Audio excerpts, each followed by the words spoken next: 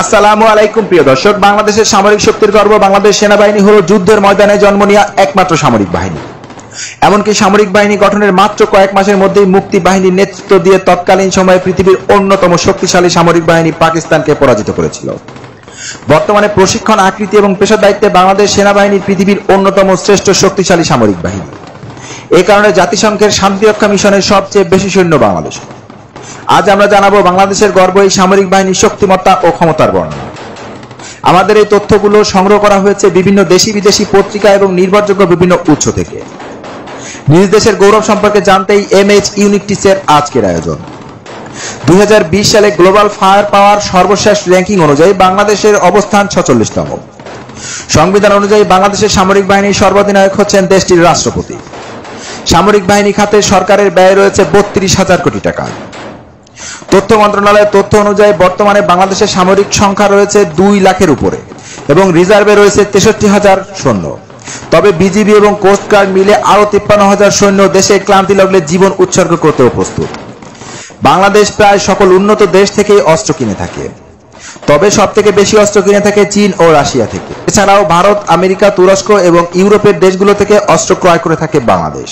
বাংলাদেশ সেনাবাহিনীর হাতে রয়েছে 276টি ট্যাঙ্ক এবং এগুলোর মধ্যে সবচেয়ে বেশি শক্তিশালী চীনের তৈরি NBT-2000 ট্যাঙ্ক, যা আল খালিদ নামেও পরিচিত। এরপরে রয়েছে চীনের তৈরি 58টি টাইপ 69 ট্যাঙ্ক। তবে বাংলাদেশ সেনাবাহিনীর হাতে সবচেয়ে বেশি সংখ্যক রয়েছে বাংলাদেশের নিজস্ব তৈরি ট্যাঙ্ক দুর্জয়।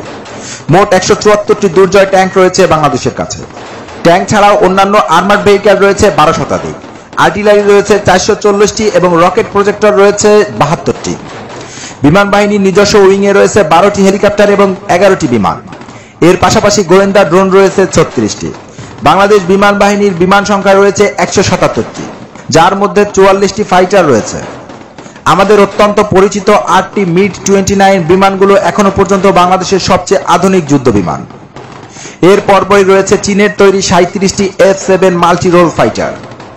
এই বিমানগুলো সোভিয়েত M21 এর উন্নত ভার্সন। অনেক বিশ্লেষকই এই বিমানগুলো তুচ্ছ ভেবে থাকেন, অথচ রাশিয়া সিরিয়া যুদ্ধে 70 বছরের পুরাতন বিমানগুলো ব্যবহার করে গোটা পৃথিবীকে তাক লাগিয়ে দিয়েছিল। এছাড়াও ভারত, পাকিস্তান এবং সবচেয়ে শক্তিশালী মুসলিম বিমান বাহিনী মিশরেও এ ধরনের বিমান ব্যবহার করে আসছে। বাংলাদেশের কাছে 67টি হেলিকপ্টার থাকলেও এখন পর্যন্ত কোনো অ্যাটাকিং হেলিকপ্টার নেই। বাংলাদেশের ভূখণ্ড থেকে জলসীমা বেশি হওয়ায় নৌবাহিনী অনেক বড় ভূমিকা পালন করে থাকে। মোট 112টি নৌযান রয়েছে বাংলাদেশ নৌবাহিনীর হাতে। এদের মধ্যে সদ্য যুক্ত হওয়া সাবমেরিন BNS নবযাত্রা, জয়যাত্রা সব থেকে কার্যকরী। বাংলাদেশের 8টি ফ্রিগেট যুদ্ধজাহাজ, এর মধ্যে দক্ষিণ কোরিয়ার তৈরি BNS বঙ্গবন্ধু সব থেকে আক্রমণাত্মক এবং মিসাইল বহন করে থাকে।